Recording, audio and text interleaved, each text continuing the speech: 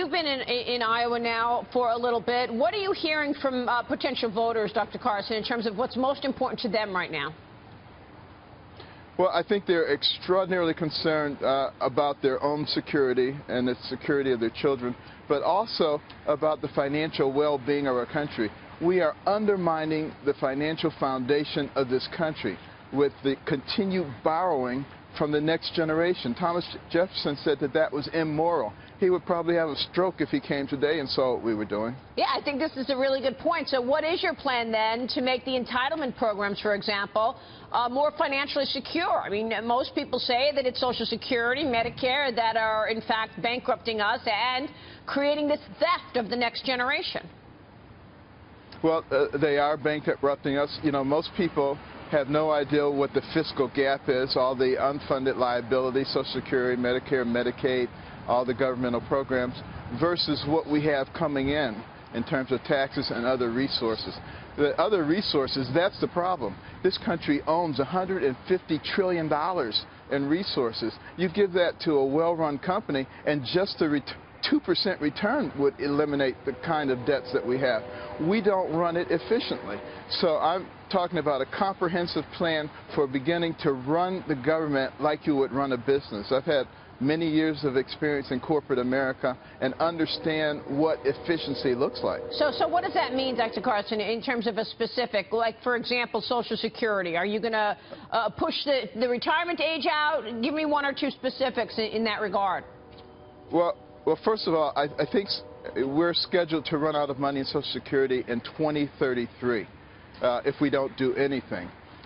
If we get the economy working again, it gives us a lot more time. But specifically, I think for people under the age of 50, we're going to have to very, very gradually begin to raise the retirement age.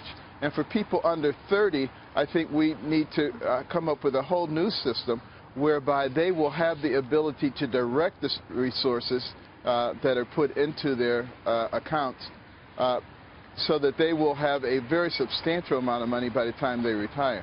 But I'm not sure that a lot of that will be necessary if we fix the economy. Those are things that we will have to do if we continue along with this so-called new economy. Yeah. But I don't believe in this new economy. I believe that we have the ability to go back to the old economy. If, in fact, we were to see growth, then that changes a lot, for sure. How have these debates been for you, Dr. Carson? I mean, when you look at the impact of the debates, you're able to speak to, obviously, tens of millions of voters. Has it been impactful for you going up against all your colleagues on the debate stage and getting an opportunity to speak to millions at once? Well, certainly it's better than if you didn't have them.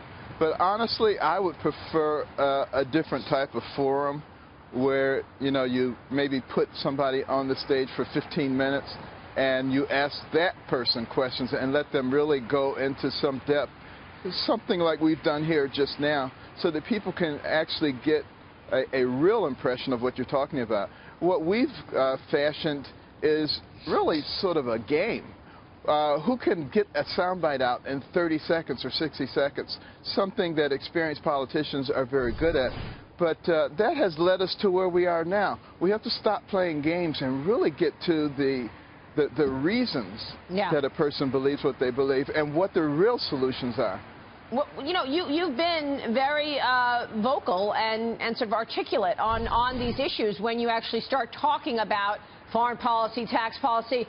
Earlier, Senator Cruz said, look, he wants to go one-on-one with Donald Trump. He doesn't want to be involved in the debate. Fine, let's go one-on-one. Would you consider doing one-on-one debate with Donald Trump?